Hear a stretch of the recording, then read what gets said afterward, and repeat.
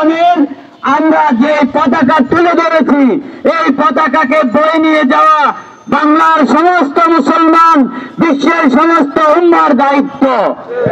আমরা আশা করব ফিলিস্তিন যেভাবে অত্যাচারিত নির্যাতিত হচ্ছে, যেভাবে আমার কাশ্মীরের ভাইয়েরা নির্যাতিত হচ্ছে, যেভাবে আমার ভারতীয় বোনেরা দর্শিত হচ্ছে, যেভাবে আমার আরাকানের রোহিঙ্গা মুসলমানেরা বাস্তুচ্যুত হয়েছে, গণহত্যার শিকার হয়েছে, বিশ্বের মুসলমানদের পাশে কেউ দাঁড়ায়নি।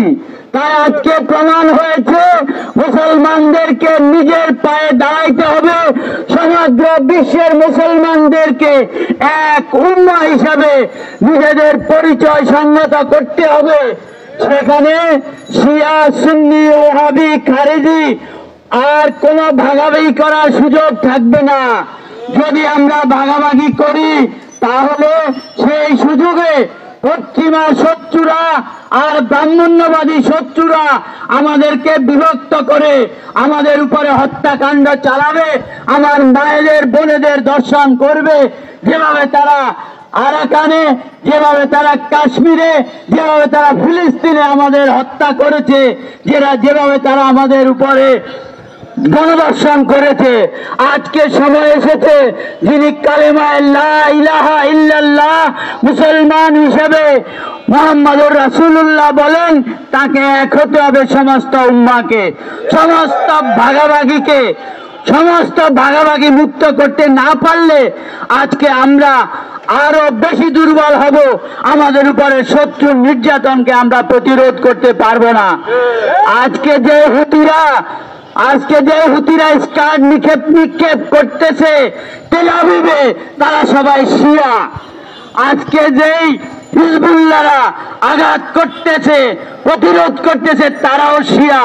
তাহলে আমি কি তার আঘাত আমার ফিলিস্তিনি ভাই বোনদের রক্ষার আঘাত হিসেবে দেখবো না? আমরা শিয়া, সুন্নি, ওয়াহাবি, খারেজি এই ভাগাভাগি থেকে মুক্ত হতে না পারলে বিশ্বের মুসলমান মুক্ত হবে না। আজকে যারা ওয়াজ করেন তারা 1 লাখ, 2 লাখ, 5 লাখ টাকা ওয়াজ করেন, হেলিকপ্টারে চড়েন, আমরা তাদের সম্মান করি। মুসলিম ঐক্য সৃষ্টি করার জন্য, মুসলিম বিভেদকে মুক্ত করার জন্য, এক উম্মাহকে তৈরি করার জন্য আপনাদের ভূমিকা রাখতে হবে। কে সভাপতি হলেন, কে সেক্রেটারি হলেন, কে কোন দেশের অনুগত, কে কোন দেশের ভোক্তা, কে কোন দলের সুবিধাভোগী, সেটা ভুলে যেতে হবে।